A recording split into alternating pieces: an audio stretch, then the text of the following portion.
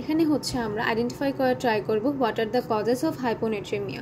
So when we say that this is hyponatremia, that means the serum level of sodium is less than 135 milliosmol per liter. So now we need to know if this is a true hyponatremia or a pseudo hyponatremia. To know if this is pseudo hyponatremia or true hyponatremia, we need to do further tests, that is serum urea, serum glucose, immunoglobulin and lipid test. If that comes abnormal, tar mane consider the non hypotonic hyponatremia causes. If that comes normal, তখন হচ্ছে আমরা এটা true hyponatraemia হিসেবে treat করতে পারি। In case of true hyponatremia, the hypotonic hyponatremia plasma osmolality is less than 275 milliosmol per liter per kg। তো তখন হচ্ছে ইউরিন অসমোলালিটি চেক করতে হবে, plasma osmolality then comes urine অসমোলালিটি।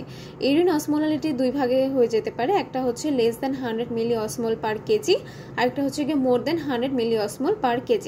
When it is less than 100 milliosmol per kg, তার মানে হচ্ছে গিয়ে excessive water intact হচ্ছে, এজন্য হচ্ছে ইউরিনে অসমোলালিটি হচ্ছে less than 100 milliosmol per kg, excessive water intact. তো এক্সেসিভ ওয়াটার ইনটেকের ফার্স্ট কজ হচ্ছে গিয়ে প্রাইমারি পলিডিপসিয়া, দেন হচ্ছে গিয়ে বিয়ার পোটোনেমিয়া অ্যান্ড হচ্ছে low soluble intake. Then when the urine osmolality is greater than 100 milliosmol per kg, তখন হচ্ছে আমাদের মেজার করতে হবে, measure the urine sodium.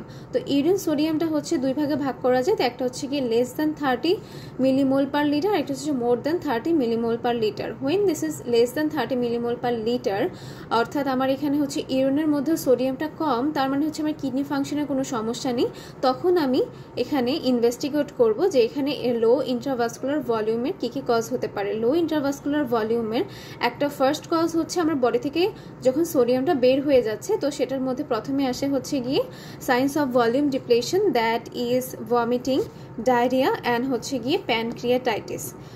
And হচ্ছে কি when signs of fluid overload, আরেকটা হতে পারে signs of fluid overload. Signs of fluid ওভারলোডের কজগুলো কি কি? জেনারেলাইজড এডেমার কজগুলো লিখে দিব, cirrhosis of liver, heart failure, nephrotic syndrome.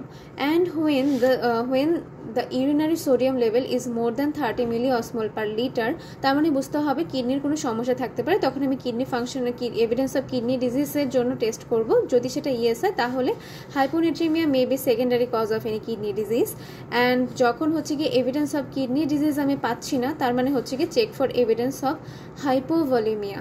তো হাইপোভলিমিয়ার জন্য হচ্ছে আমি দেখব সাইন্স অফ হাইপোভলিমিয়া, অর্থাৎ হচ্ছে সাইন্স অফ হাইপোভলিমিয়া যদি থাকে তাহলে একটা হতে পারে যে ডায়োটিক্স ইউজ করা হচ্ছে, ডায়োটিক্স ইউজ করার কারণে বডি থেকে বেশি বেশি সোডিয়াম অ্যান্ড ওয়াটার বের হয়ে যাচ্ছে, সেটা হচ্ছে ডায়োটিক্স। আরেকটা হচ্ছে কি অ্যাড্রিনাল ইনসাফিসিয়েন্সি।